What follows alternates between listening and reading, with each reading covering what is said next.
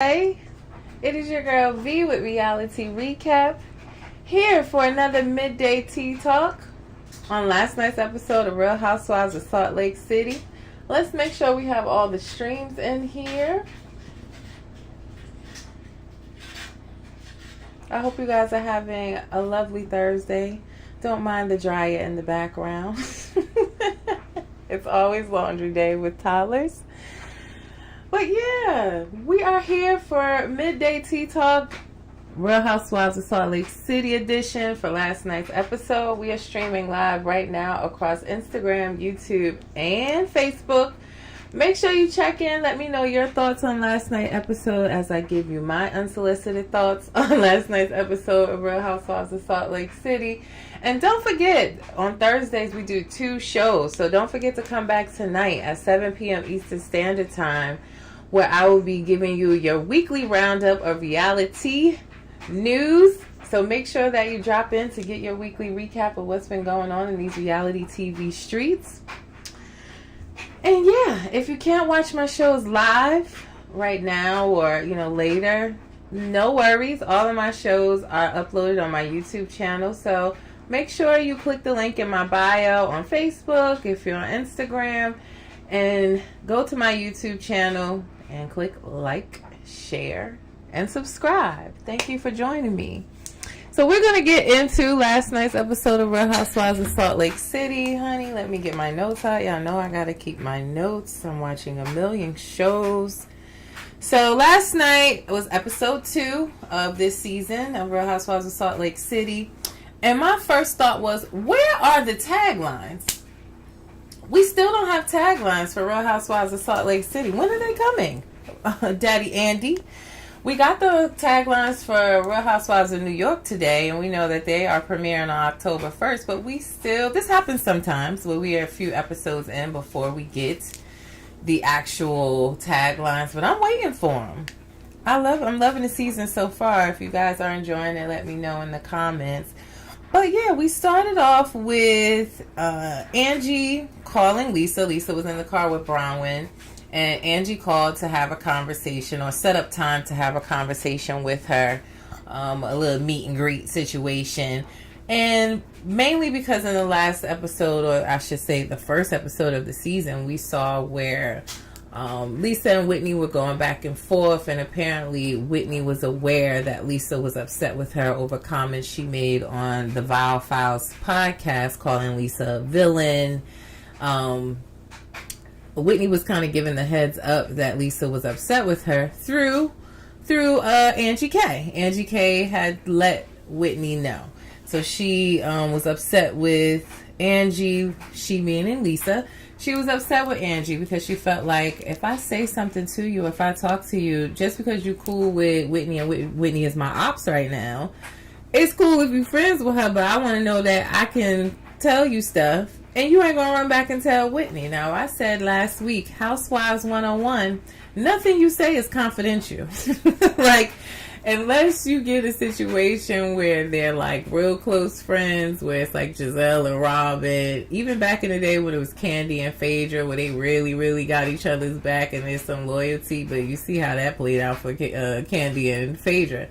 There is no confidentiality in reality TV or with these housewives. If they see a moment for them to get some camera time and some popularity or into the drama, they're going to take it. So I don't know, Lisa, I think she's being a little naive. That's what I always say, being a little naive, thinking that Angie K is not going to tell her or tell Whitney anything. But yeah, Angie K called to set up a meeting with Lisa. She agreed.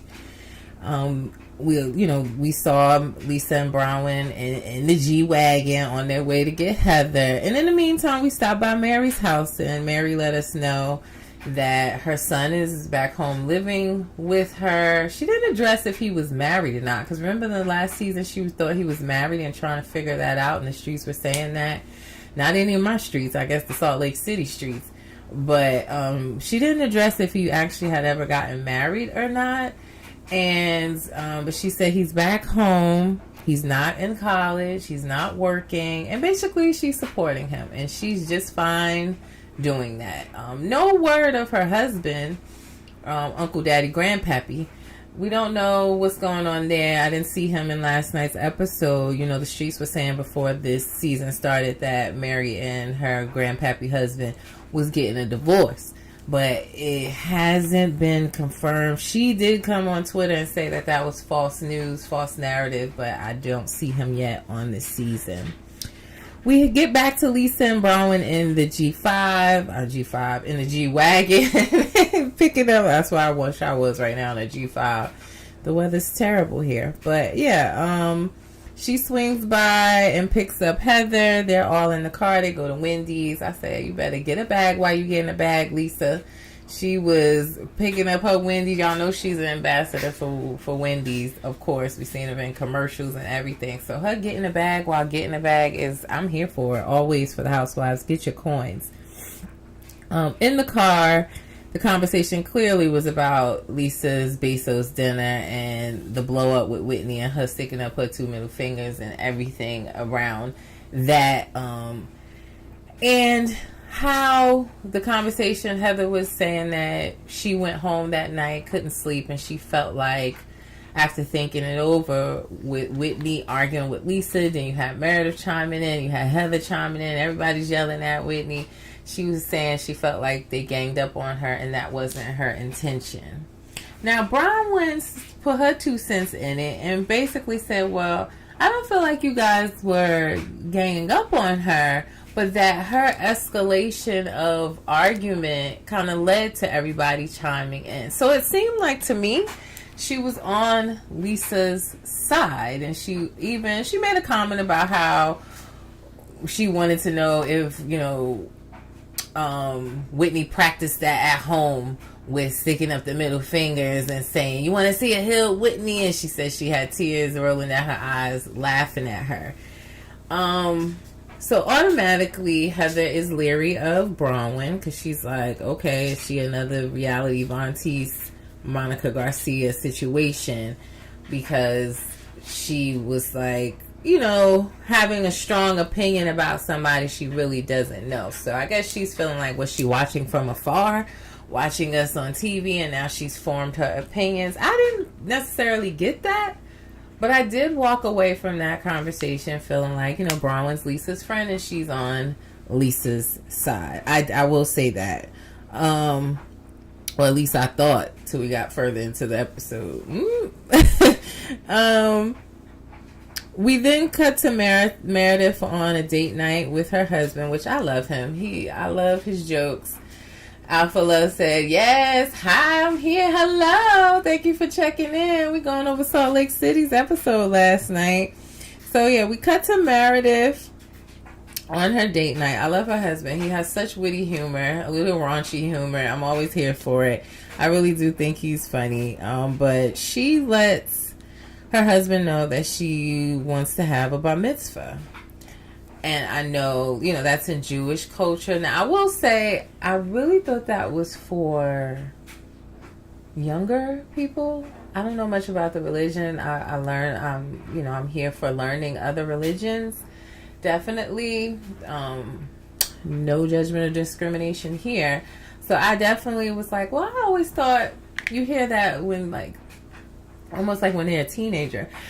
I've never heard of, like a grown person having a bar mitzvah. I guess I was thinking usually by that age they've already had that.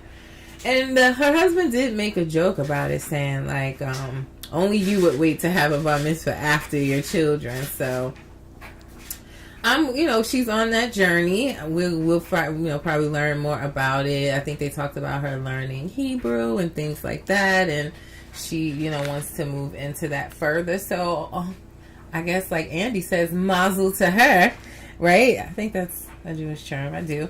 So, mazel to her, and we'll see more of that journey. Angie and Lisa meet up, and that got a bit intense, for sure.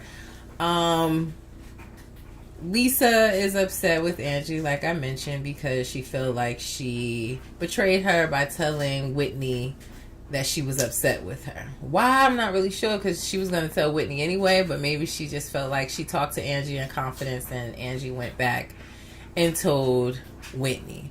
Now, Angie is saying that she told Whitney what Lisa was feeling in the hopes that Whitney would apologize. But when you see it played back, she didn't insinuate that. She just told her like she was telling her some tea. But that's what Angie K says, that she told her that she told Whitney what was going on and why Lisa was upset with her in the hopes that they would be able to resolve it. Angie also kind of insinuated that everyone has to prove their loyalty to Lisa. Angie feels like she always has to prove her level of loyalty and friendship, and that even Meredith and Heather jumping into the conversation or kind of ganging up on Whitney at the Bezos dinner was because everyone's trying to prove their loyalty to Lisa. I necessarily didn't pick up on that. I think, honestly and truly, all of those women have issues with Whitney and what she was saying. Honestly, I still don't understand it. And she said it in the conversation with Heather last night, that people are mad at her about her feelings, not facts. No, but you are the one spewing things that aren't facts, Miss Whitney. The whole BJ's for Jazz tickets, the stuff she said about Mary's, church, or just the shade she throws, like the shade she threw at Meredith about the bathtub situation, the shade she threw on Val's files about Lisa. It's one thing to state facts or to be shady or say what you heard, but she doesn't keep that same energy, in my opinion, when she in their faces. So I didn't necessarily agree with Angie K saying that everybody jumped in on Whitney because they want to prove their loyalty to Lisa. Hey, Al, thank you for dropping by.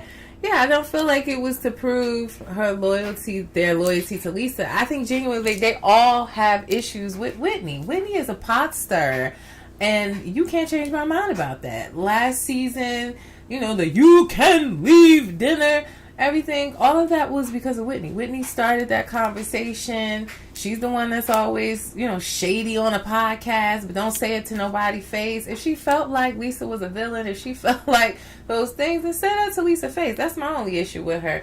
It's okay to be shady. It's okay to say, well, I heard you was giving BJ's for Jazz tickets. Cool, but say it to their face. Don't say it to other people and then it come up. And you try to act like, oh, what? No, huh? She's a throw a rock, hide your hand kind of girl. And I ain't here for that. So I didn't necessarily agree with that. And clearly Lisa didn't either. So she got upset. She kind of ended the conversation like, we can pick this up another time. Like, I'm out. So the conversation didn't go that great between Angie and Lisa. And it just seems like, just looking at the previews, it definitely continues to boil throughout the rest of the season. But they still not on the same page. They can put it aside, it seems like, but not on the same page yet. What else did we see last night? We meet Bronwyn's husband last night, and I said, Todd got that bag. Todd was the former CEO of Palm, like the Palm Pilots. I said, oh, he got that real money. No wonder she got the fashions. And I guess she's an influencer and everything too, but the money is where it's at. It's with Todd. Todd got that money. And then she said that he was the former CEO. He has, liquidated businesses or some fancy rich people word, I don't know. And that he spends most of his time in New York, at least 2 to 3 days out of the week. What a dream. To have your husband gone 2 to 3 days out of the week. He allows you to spend money on fancy clothes, and your daughter is a teenager. She's getting ready to go off to college. What a life. I would love that. You hear me? No children, messing up the house. The husband going 2 to 3 days a week, and you just with his money furnishing y'all mansion. Sounds like a dream. But Todd seems very subtle. He seems to really I don't know. He's not a man of many words, but I think he's pretty cool. I didn't think he would be one to be getting in the drama and yelling and all of that stuff. So I think he's a cool guy. I was really interested in getting to know what he did and where his money comes from. So when I found that out, I was like, oh, he got that long money. Okay, Todd. Hey. Bronwyn, you did good. She talked a little bit about how she met him too. And she was, in that investment business. She had a client they met at a bar. And the rest is history. But I said, okay, I'm here for Todd and his long money. She also said they don't have any kids together. Her 17-year-old daughter is from a previous relationship when she was 19 years old.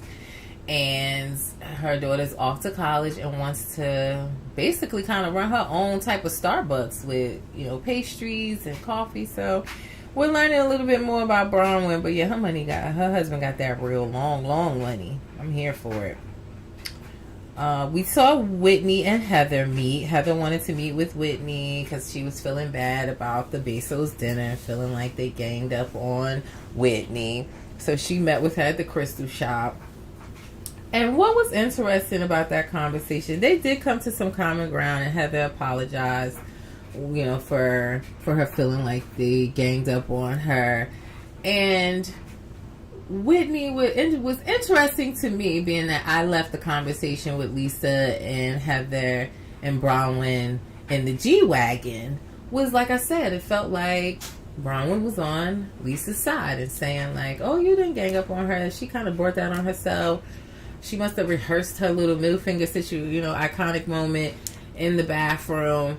And I did leave that conversation real tea, thinking that Bronwyn, she Lisa French, she on her side. So in the conversation with Whitney and Heather, Whitney mentioned she's, planning a trip to Milwaukee. They're going to Trixie's bar. Last season they went to Santa Monica, to Trixie's hotel.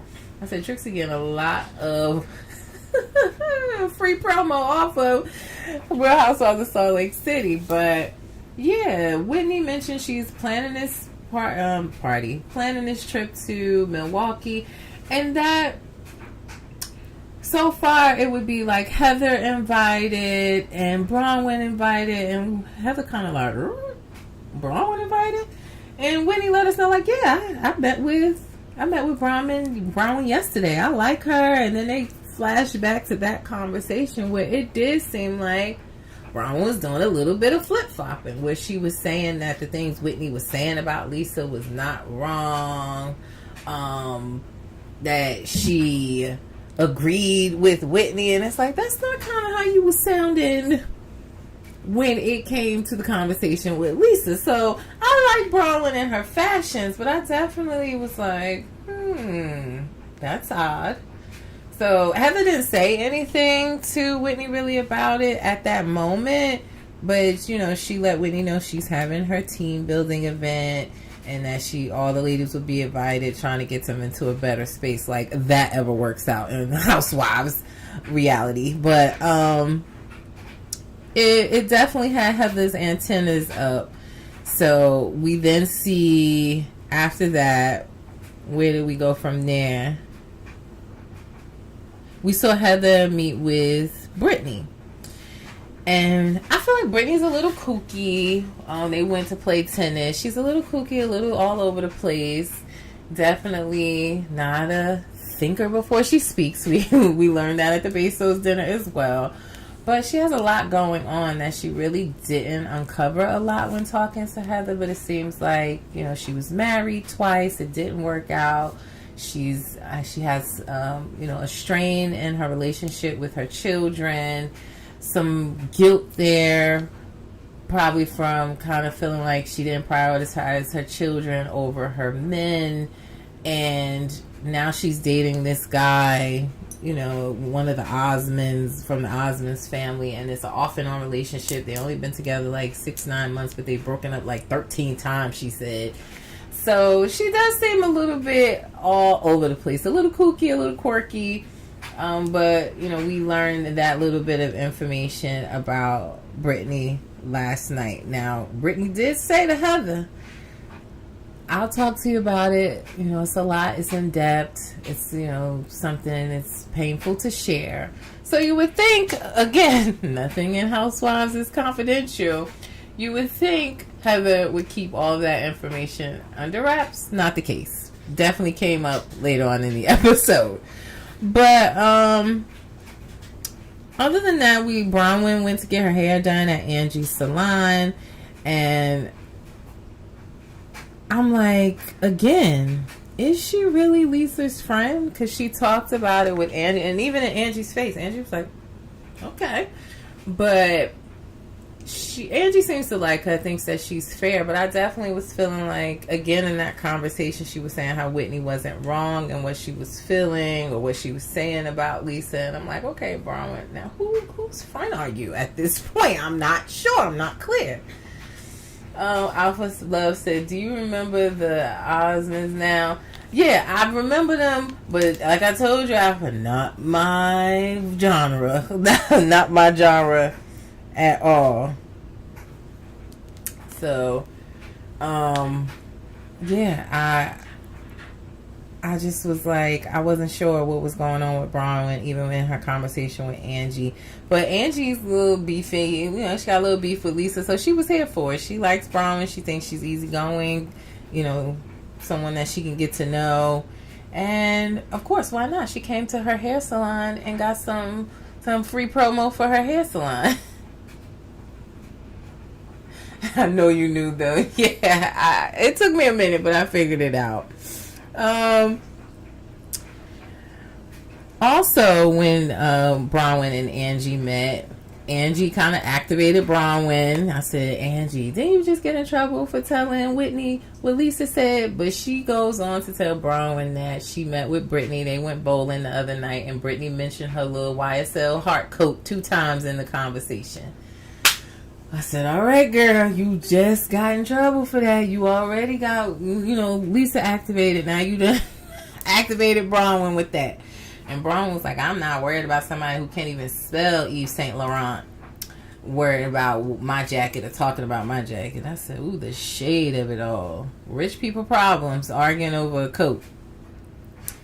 But, yeah, at that point, we get finally to the team building exercise that Heather set up. All of the women are there, friends of, everybody's there, housewives, and they do the team building. And I said, Mary is really participating this season. She got up there on the, what they call that thing where they be clipping you on stuff, the hang glide, and she did the whole course. Meredith didn't do it. I think it's because she had just did her boob job, but and her waist is definitely snatched. Meredith in her confessionals, have you seen? Her waist is snatched. I said, go girl.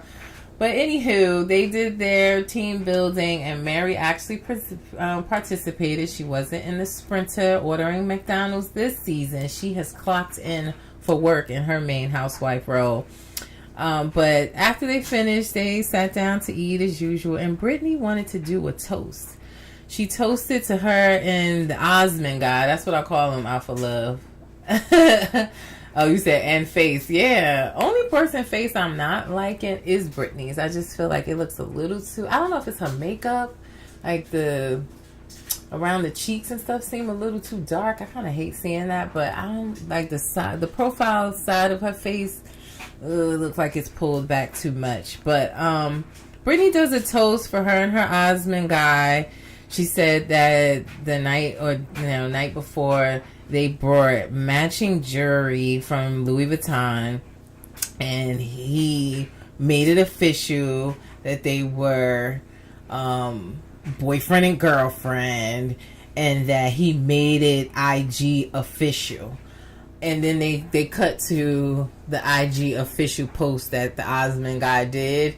And it was literally her in a cart at Costco, and he was like, oh, something about always got to have your best friend with you or something to that nature. All I know is he called her best friend, not girlfriend. And even when we saw a clip of them interacting with each other, he called her his best friend then too. We've never heard him yet actually claim her as his girlfriend. He gives me like player vibes and someone that ain't really looking to settle down, and she's kind of chasing. Britni seems a little boy crazy to me at her adult age. She seems a bit boy crazy, and I don't know. I think there's more to learn there, but if I had to guess, I think Britni was married young because that's not uncommon in the Mormon religion. I think she was married young, and now she's trying to live those years or get those years back. But she definitely seems a little boy crazy. And Mary just rudely cut her off, saying, why would we care? Why do we care that you went and bought matching jewelry and that you now boyfriend and girlfriend with this dude? Like, why would we care about that? We all know Mary has a short patience for Britni to begin with after the Bezos dinner, where I do feel like Mary has a right to be offended. When Mary was talking, they were sitting there talking, and she was saying, I had 5 siblings and we just couldn't have enough. I don't know if Britni didn't hear her correctly or what, but she kind of just assumed that Mary was poor growing up. Now, I don't want to play the race card, but I would have been offended in that situation. I just feel like maybe she didn't hear what she said, because she was kind of like, yeah, I grew up poor too. Like, who said that? Like, Portia, who said that? Mary ain't say that. She just said they couldn't get enough. They never had enough. Like, I don't think she said that. So Mary is definitely turned off. Y'all know Mary about her money, her coins, her opulence, and her fashion. So somebody calling her poor, to her, she's gonna take that offensive. So with that said, she told Britni, we don't care that you in the Costco cart, boyfriend, girlfriend with the Osmond man. And the girls, it got a little heated, and the girls were telling Britni, like, yo, I don't think your man really claiming you. He just calling you his BFF. We met him, and we think he's working you over. He's not claiming you in the way you deserve. And Mary kind of gets triggered, and Mary tells us why, because she does feel like, let me just back up. It got a little heated there. They were arguing. They were going back and forth. And I felt like, Heather, God damn, like, Heather, the woman just told you, like, this is personal, deep information. And I think she thought she was helping the situation, when Mary was like, we don't care. We don't want to know about you and your boyfriend. And Heather's like, well, you don't want to get to know her at all. Like, lay off her. She has a lot going on. She's going through this relationship. She has strained relationship with her 2 daughters. Like, she told all her business. I'm like, Heather, read the room, sis. Not the room you want to give ammo to. Okay? She's already getting raked over the coals, Heather.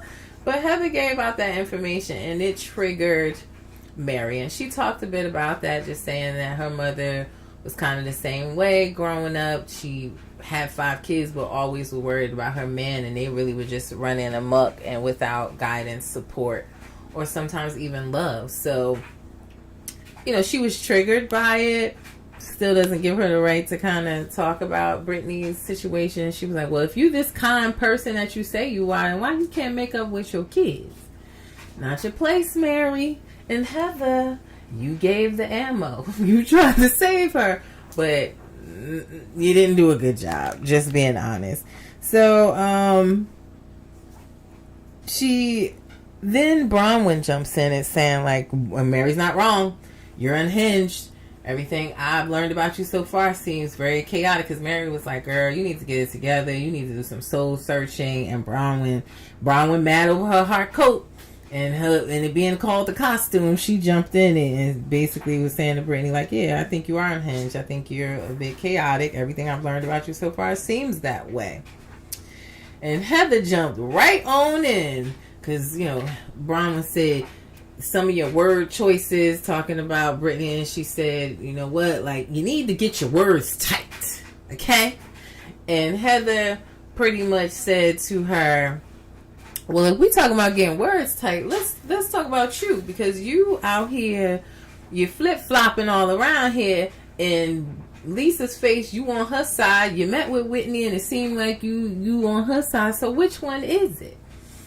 Bronwyn did kind of skate through that, in my opinion, where she said, well, whatever I said to Lisa, I said to Whitney's face.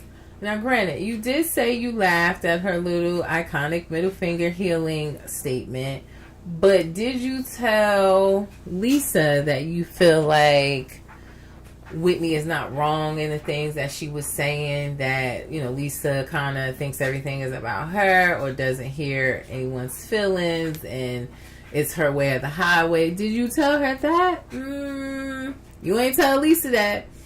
Lisa, you know, not knowing any of this and saying, well, she's trying to be a loyal friend herself to Bronwyn and saying, I know how Bronwyn is. I don't think she meant anything by it, but girl, you better fact check.